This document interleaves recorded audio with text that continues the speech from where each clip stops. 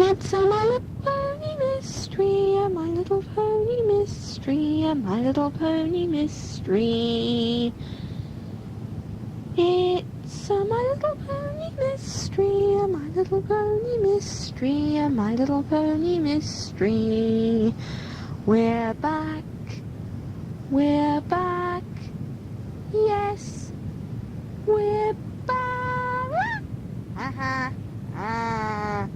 And so's he. Da da da da da. I'm sure Score will return in the next few days, Paradise repeated, looking at the little pink Pegasus standing by her side. But until then, who can you go to the dance with?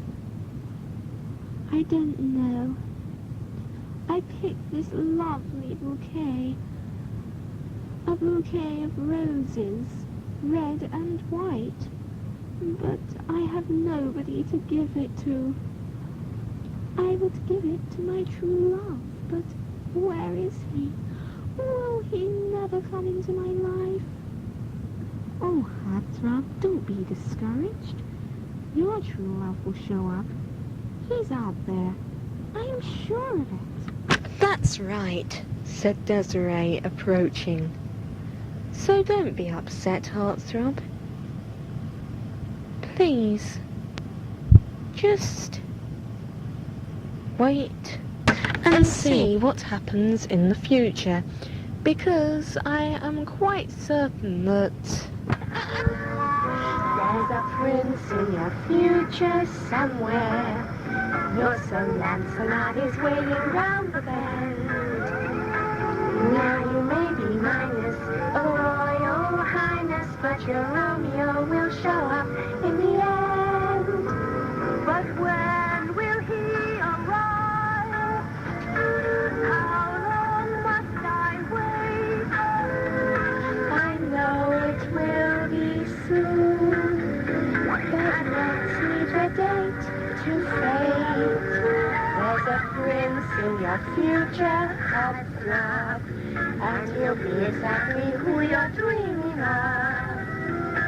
Handsome and disarming, the regular Prince Charming. When he comes, you'll know it wanted to love. Yes, when he comes, you'll know it wanted love. Yes, but now I only have 20 minutes for him to show up. And if he doesn't show up in that time, I won't be able to go to the But then, Heartthrob suddenly disappeared. In her place stood a huge tea bag. Heartthrob? Where did you just go? Heartthrob? Listen, everybody, we can't go on with this Valentine's Day dance. Heartthrob has gone missing, shouted Paradise. What did you say, Paradise?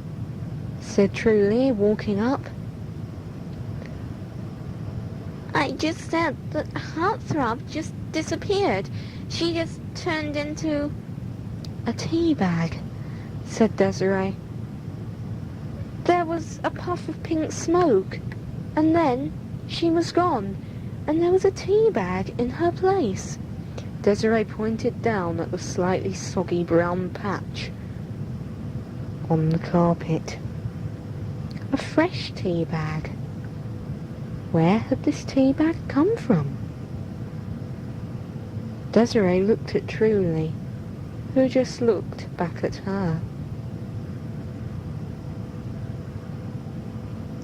Lofty, come and have a look at this.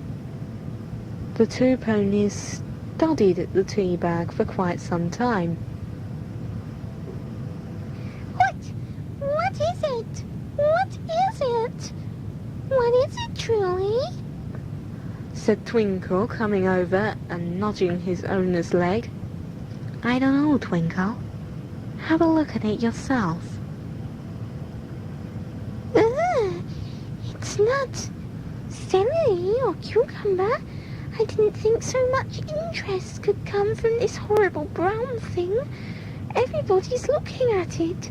What is it? What is it? Yuck. It's not even a cucumber cake.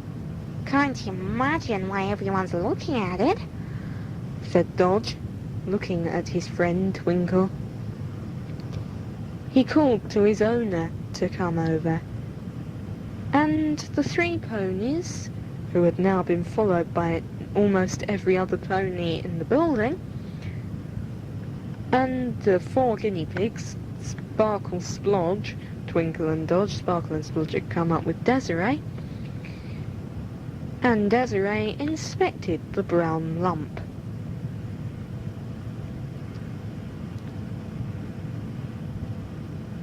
Why would Heartthrob be replaced with a tea bag? And where did she go? Said Desiree. Wait a minute! Wait a minute! There's something strange about this tea bag. I can just feel it, said Dodge. His owner looked at it more closely. I think you're right, Dodge. Literally, there's 2 little holes in it. I don't know what they are. You're right. Desiree, do you know what these are? Desiree and Lofty leaned in to look more closely at the brown, soggy tea bag. I don't know what they are, said Lofty. Neither do I. They look familiar, but I don't see. Oh dear, said Desiree. I think I do know what they are, but why would that be in... Why would Heartthrob disappear and be replaced by that? Why? What is it, Desiree? Asked Truly. Oh no, said Splodge, looking at the tea bag. I know what that is. So do I, said Sparkle. Yeah, but I know better, because you know, they approached me when I was in the run with the tea bag. I was just chasing a bee, and I was just minding my own business, and then the little pink nose came up to the run and dropped one of them right outside the door.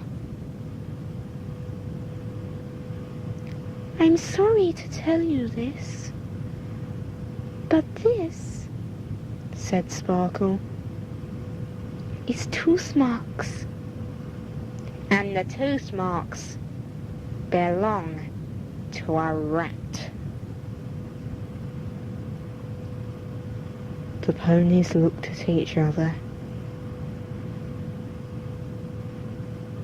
Rats, they knew, should not be in Paradise Estate. So why would a tea bag with rat tooth marks be in Heartthrob's place? They would have to find out. And then, where would they find Heartthrob? Or more to the point, would they ever see Heartthrob again?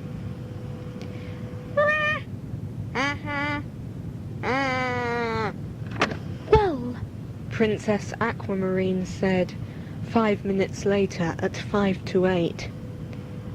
We should continue with the party. Heartthrob would like it if we did.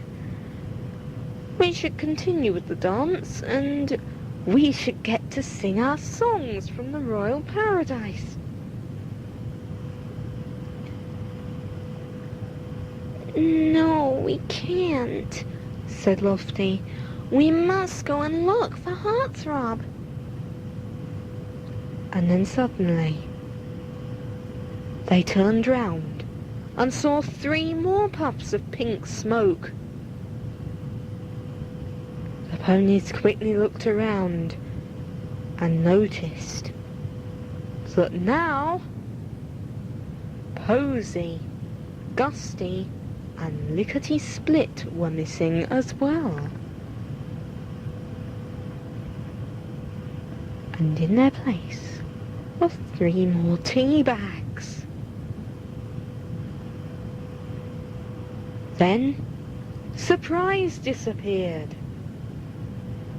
to be replaced by a small brown damp lump on the carpet. Well, we must go and look for them, said Cherry's Jubilee. This might have something to do with the black... But then she was gone as well. The ponies looked at each other in fear and realised that what Cherry's Jubilee had just been about to say was probably right. This probably was to do with the Black Pony of Darkness. They would have to forget about their Valentine's Day party, or at least have it on a later date, because now they must go and look for the little ponies who had gone missing. Otherwise, it might just be too late for Surprise, Cherry's Jubilee, Posy, Heartthrob, Gusty and Lickety Split, the Black Pony and his helpers, and his Black Pony friends may have done something terrible to the 6 ponies. So, the remaining ponies must get on and find out the mystery of the tea bags and the Black Pony of Darkness.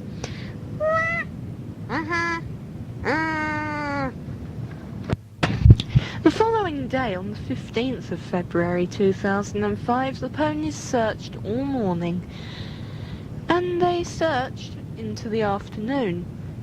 But it was at 2:15 that the huge group of ponies finally stopped and decided to go home, where they thought they might find some evidence. Also, wouldn't it make more sense if all of these ponies split into several smaller groups? Surely then they'd have more chance of finding out something about the missing ponies and the peculiar tea bag situation. Desiree had come up the rainbow that morning, and she, together with Truly, Lofty, Sparkle, Splodge and Twinkle, decided to go home with Dodge and his owner, rather than going all the way back to Dream Valley, which was further away. As soon as they got there, Dodge jumped in to the swimming pool outside his owner's family's home. Dodge, aren't you too cold in there? Asked Sparkle, looking at the guinea pig in a very peculiar way. Yeah, you wouldn't see me getting my fur wet in this cold wind, said Splodge. Oh, but don't you know, our swimming pool is heated so that we won't get too cold. In fact, it's lovely and warm in here. Of course, Twinkle, you wouldn't know what it's like to have a heated swimming pool in your back garden, would you? You, with your hutch stuck to the wall by your owner's bed.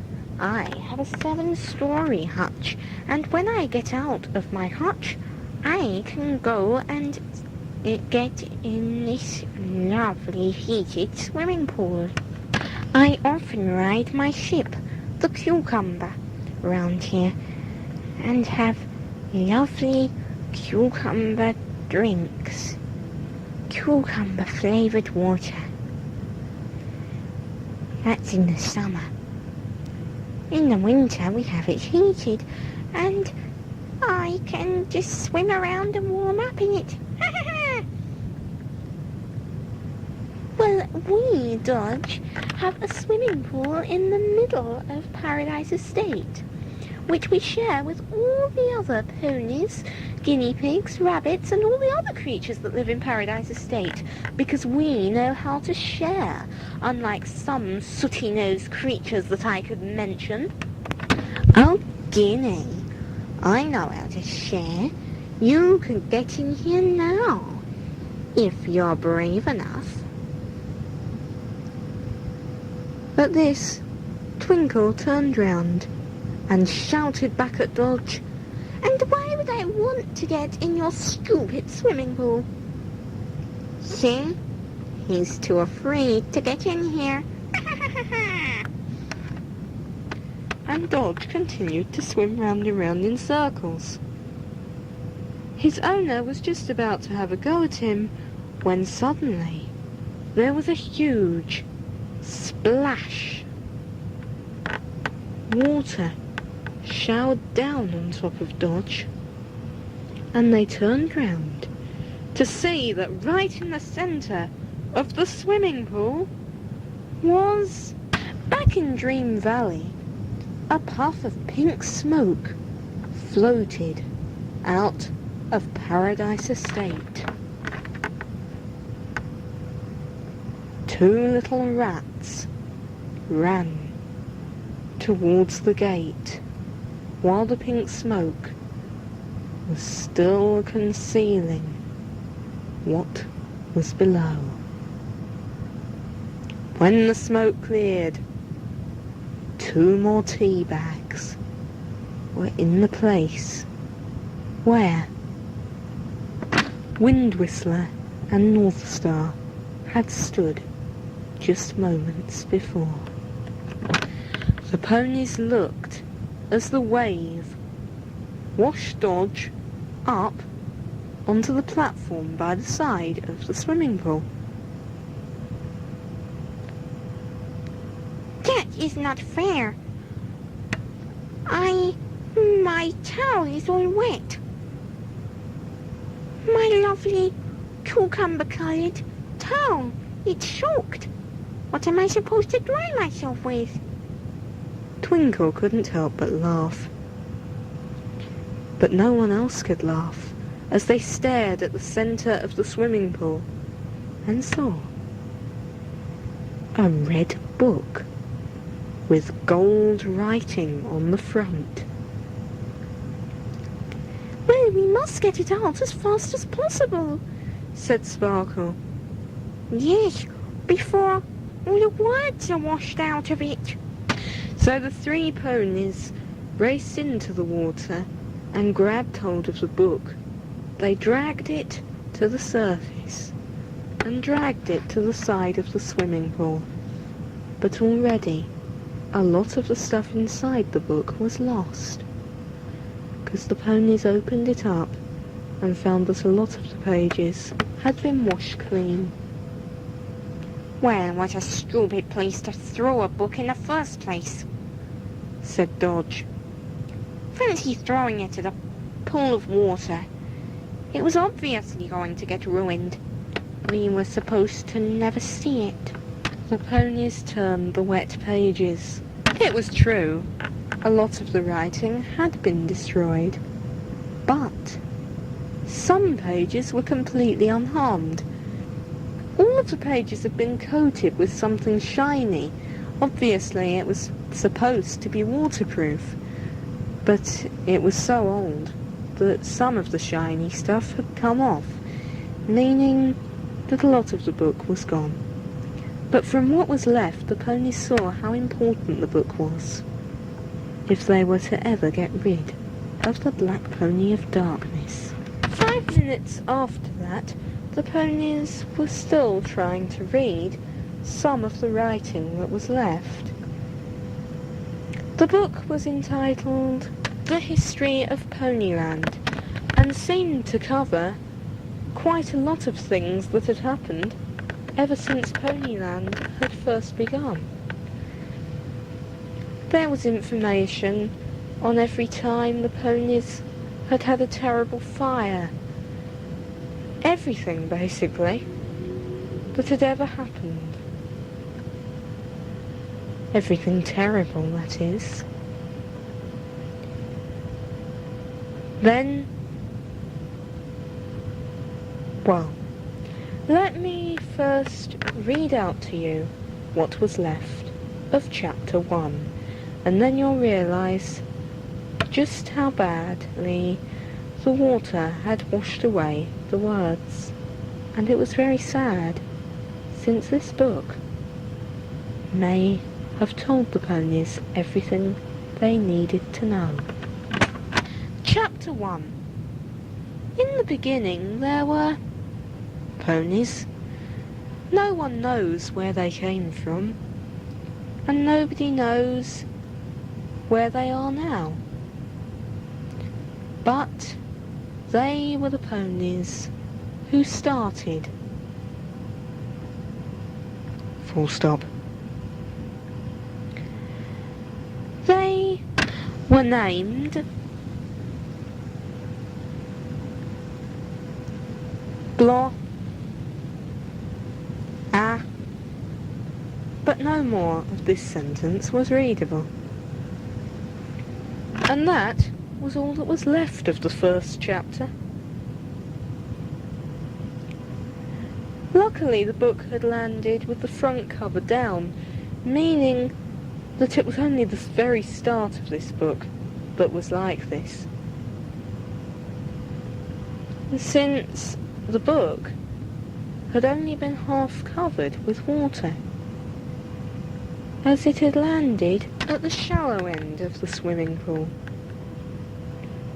In fact, it had only ruined the first few chapters.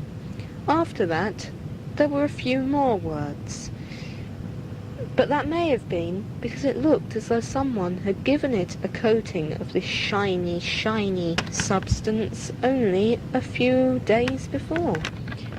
Because they must have wanted the ponies to read these chapters. Chapter 11. Then a long row of two letters, BP, BP, BP. In 1996, some of the little ponies were having a picnic by Paradise Lake, when suddenly they heard an evil cackle coming from the Black Mountains. At first they thought it was the witches from the volcano of Gloom, but then they realised that the voice was too deep. Over the next few days they received a few strange messages from this voice, and the voice told them that it belonged to a strange black pony named the Black Pony of Darkness. The ponies tried desperately to fight the Black Pony, but they were fighting a losing battle. In the end, they had to turn to the humans on Earth. They would have liked to have got Desiree Alder from the My Little Pony Rescue Home to help them, but she had only just passed her 5th birthday. In fact, the rescue home wouldn't start up for quite a few years yet. Desiree wouldn't even get her first second-hand plastic My Little Ponies for another 2.5 years. And so they turned to some other humans. In all, the ponies asked 30 humans to help them, but only 22 of them said that they would. I have spent much time researching who these humans were, but have so far only found out the following details. Mary Cluckton was a 10-year-old My Little Pony collector who lived in Northfields. She had collected My Little Ponies since the age of 3, and so the ponies thought that they could trust her. Emma Glastonbury had collected My Little Ponies for 2 years and was 4 years old. Although she was younger than Desiree, she had over 100 My Little Ponies, and because of this, the ponies thought that she would help them, unlike Desiree, who only had about 16 ponies. Ashley Vermilio was 15 years old and had collected My Little Ponies since she was 3.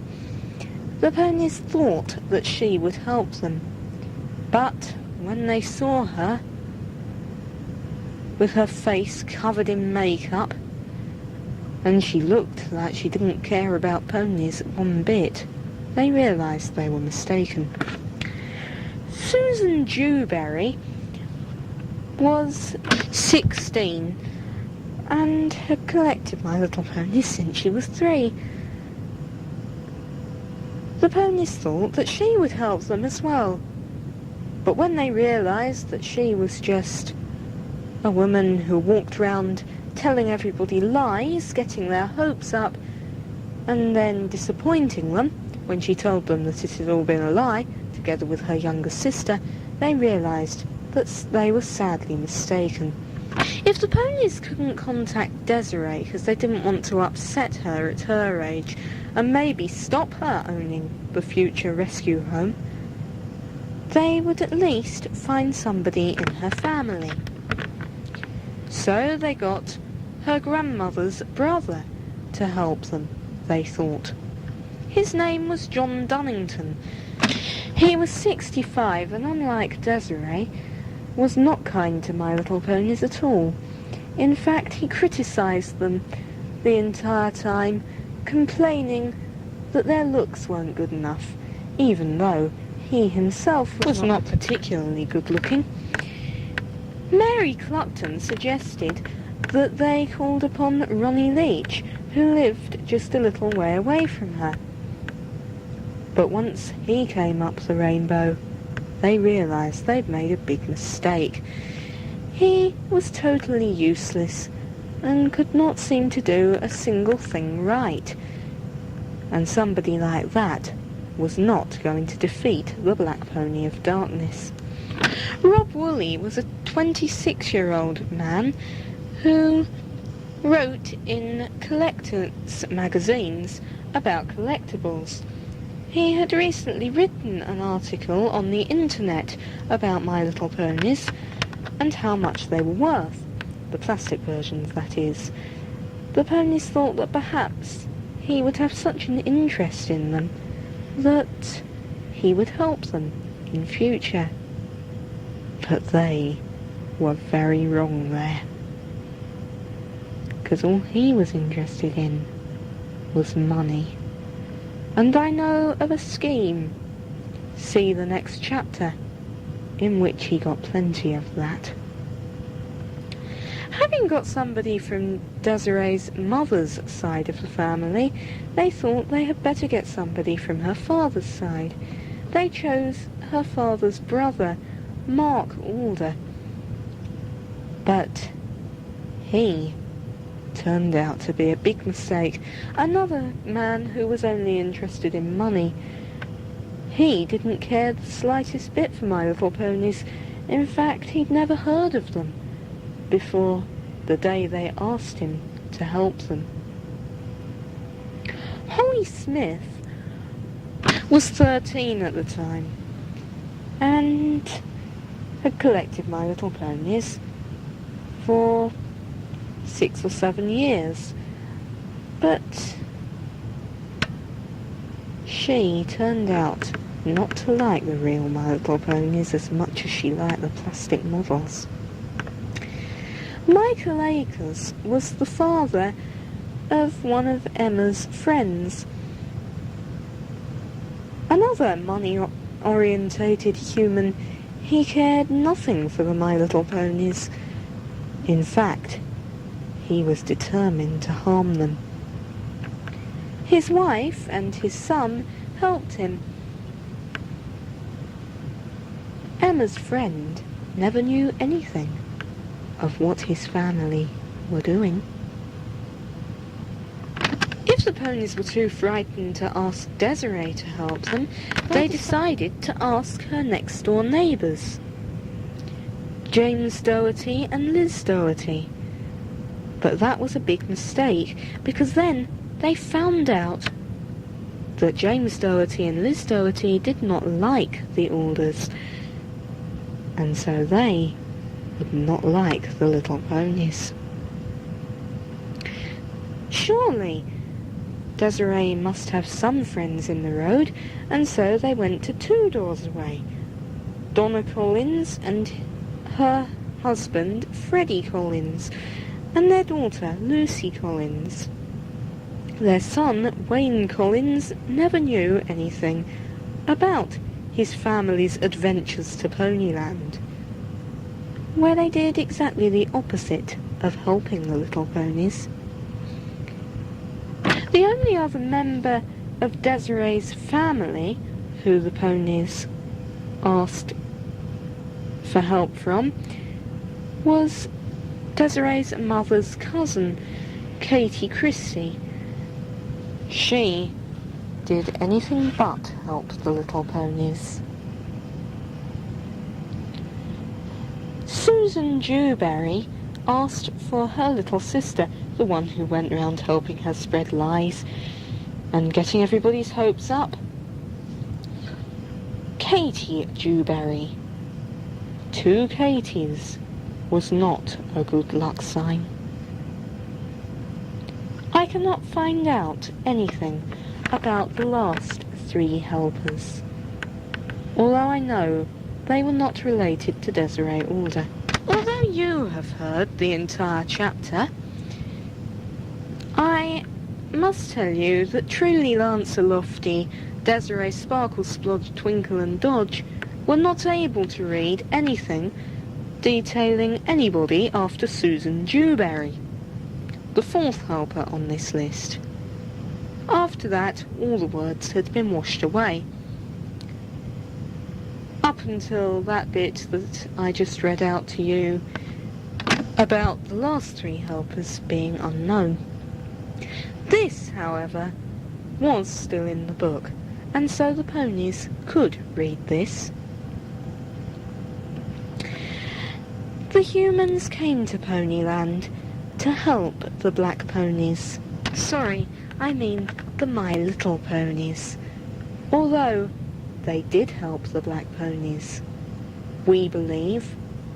I mean the ponies believe, said the book. Once they were there, the humans did not help the ponies. They had no interest in anything other than money and arguing with each other about which of their hobbies was the most sensible, which of course did not help the little ponies. The only hobby that all of the humans enjoyed secretly when the ponies were not looking was there was a big gap after that, which of course did not help any of the plastic My Little Ponies, and the humans were so busy doing this that they didn't help the real ponies either. I think that the humans got nervous that the ponies would find out about their secret hobby, because shortly after that they all disappeared. Sadly, the Black Pony of Darkness did not.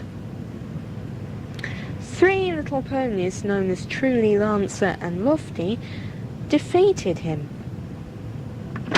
Is that right? Said Dodge, reading that paragraph. Did you really beat the Black Pony of Darkness all those years ago? 1996? You wouldn't have been very old then, he said, looking up at his owner. Actually, replied Truly, seeing that Twinkle was looking at her in a very surprised way as well. It was 1998 by that time, but still, no, he wasn't very old. Well, you can't have been either. But We were old enough to defeat the Black Pony of Darkness. Now, can you please just stop asking stupid, ridiculous questions and let us read this book?" said Lofty.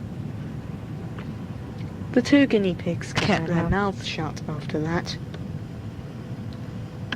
No one knows where the humans disappeared to, but I can now secretly reveal that one little pink pony, after that point a lot of the book wasn't readable, known as Founder in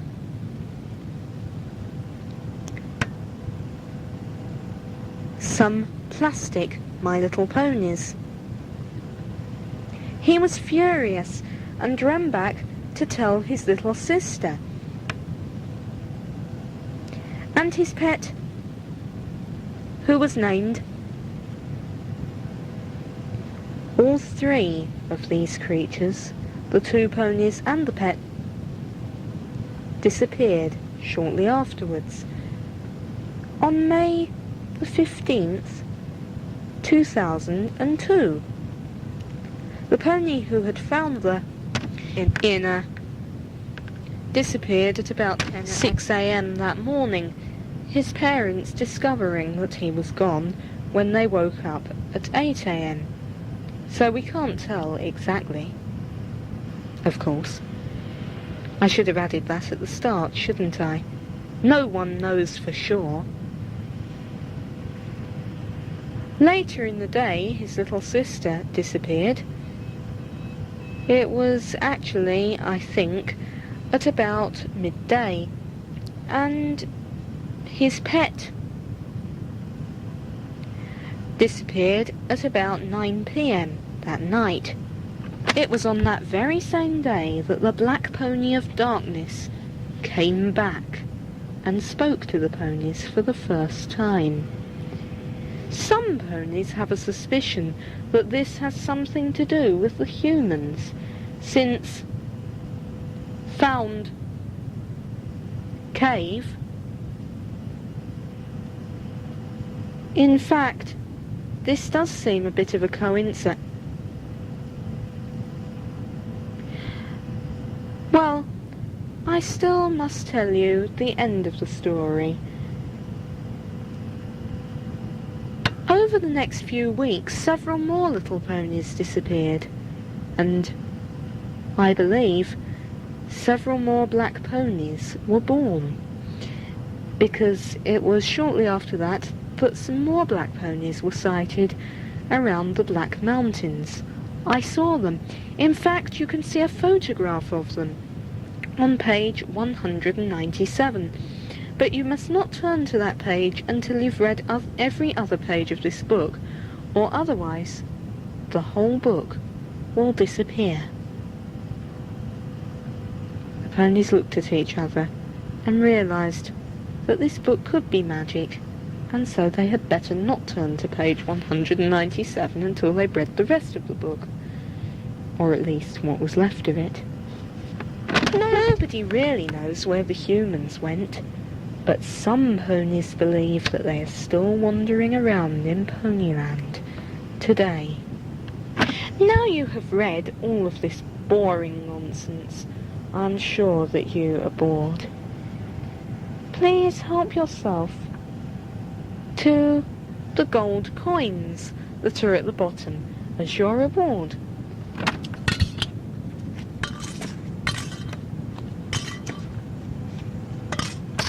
The coins fell down on top of the page one at a time, seemingly appearing from the sky, perhaps the same place as this strange book had come from.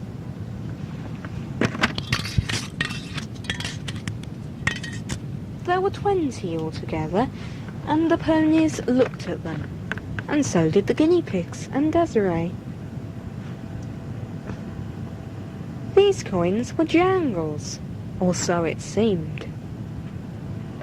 Desiree picked one of the coins up. "Well, it seems real," she said. "So, I suppose, whoever wrote this book wants us to spend it. But what on?"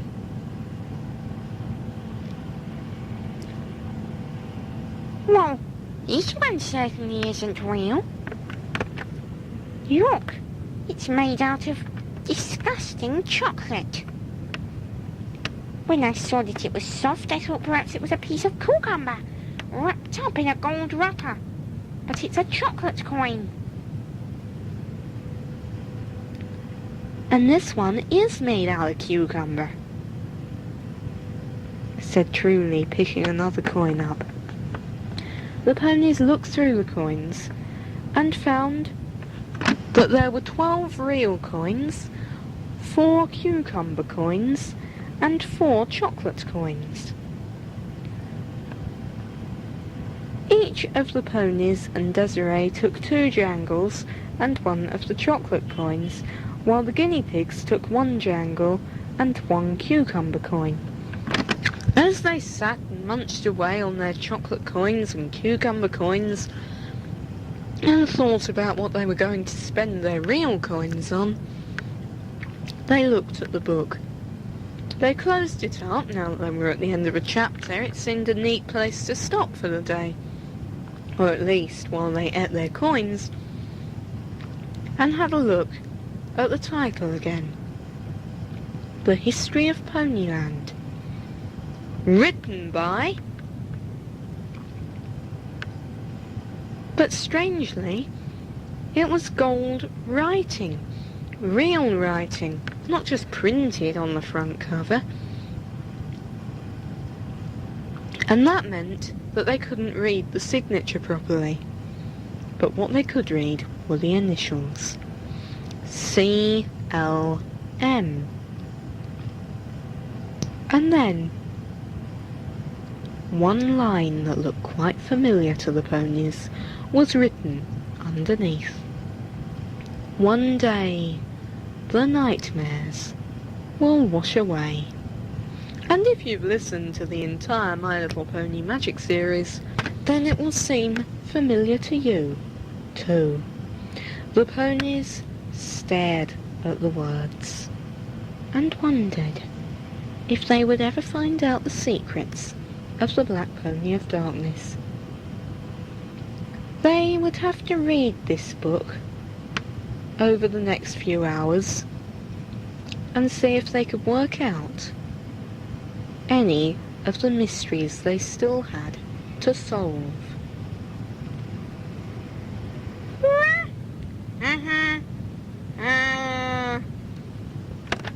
It was 9:15, and Truly, Lancelofty, Twinkle Dodge, Sparkle Splodge, Desiree, and now Jackie Alder were all crowded around the book in one of Dodge's owner's family's many living rooms.